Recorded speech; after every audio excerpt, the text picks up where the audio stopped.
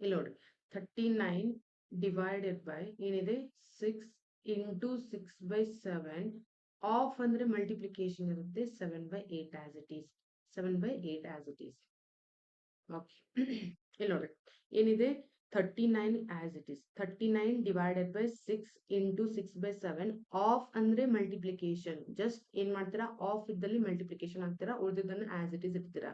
So ಇವಾಗ 7ಗೆ 7 cancel 2 3 2 4 8 then 2 2 2 3 6.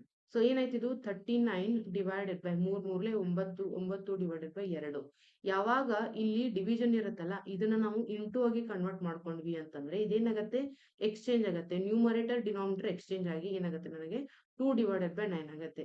So 3 3 9 3 13 13 2 26 26 divided by 3 option